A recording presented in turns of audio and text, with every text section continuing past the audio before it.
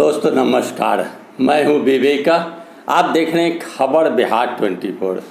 कल चौथे चरण का मतदान 96 लोकसभा सीट पर संपन्न हुई। परसेंटेज 60 के करीब पहुंच गई है। लेकिन जो बात निकल कर आई कि जिस तरह आम जनता में रोष सत्ता पक्ष के प्रति है, उस रोष के कारण जनता ने अपने मत को इंडिया गठबंधन के तरफ डालना प्रारंभ किया। सबसे महत्वपूर्ण बात यहाँ यह निकल कर आई है कि लाख आलोचना हो, लाख बवाल हो, लाख कुछ भी हो, लेकिन चुनाव आयोग मुख्य दर्शक बनकर बैठी है। बिहार के 5 लोकसभा सीट पर चुनाव संपन्न हुआ, जिसमें मुंगेर हॉट सीट बना हुआ था। मुंगेर में जदयू प्रत्याशी ललन सिंह के समर्थकों ने अनीता देवी के गाड़ी की शीशा फोड़ दी, अनीता देवी के साथ दुर्व्यवहार किया, अनीता देवी को गाली गलौज किया और अनीता देवी के समर्थक को भूमिहार इलाके में वोट नहीं देने दिया गया। यह बिहार से निकल कर आई है, जो कई चैनलों में चल रहा है।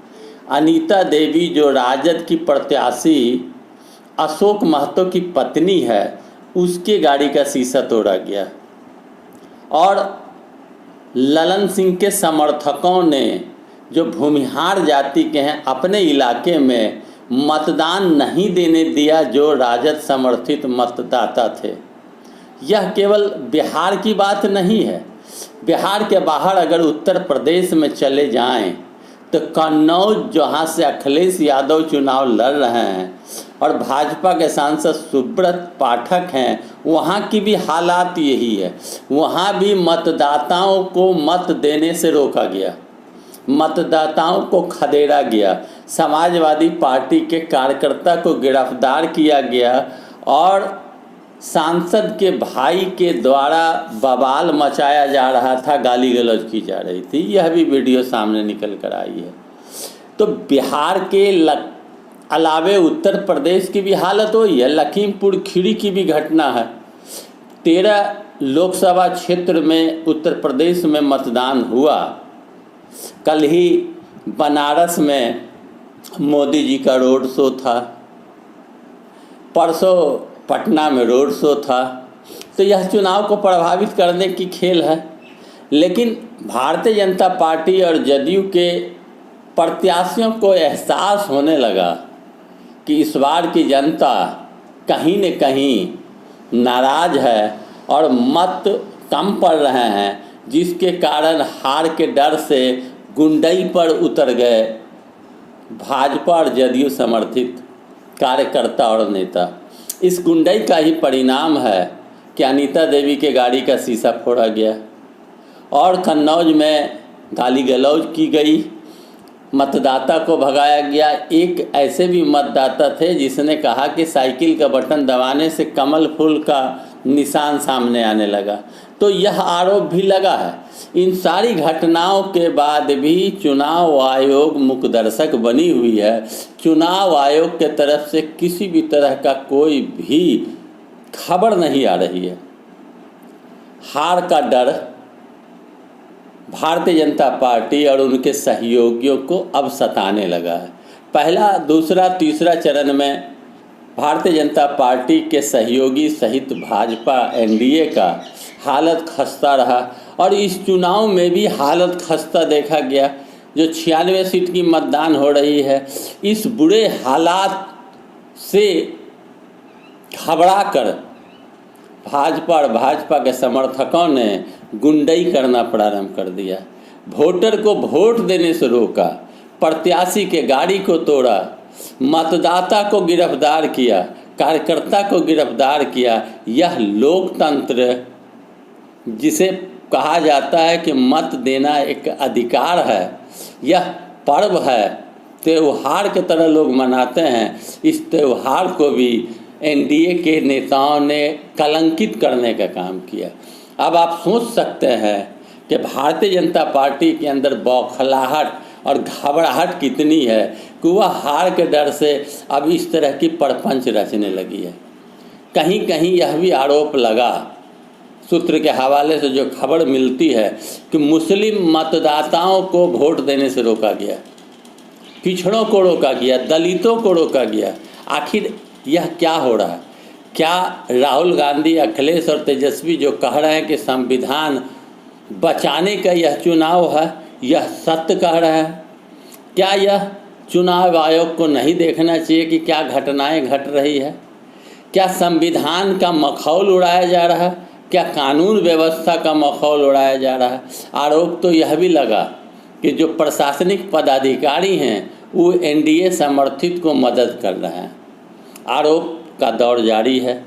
मतदाता घबराए और डरे सहमे हैं, मत का प्रयोग करना चाहते हैं लेकिन उन्हें रोका जा रहा है।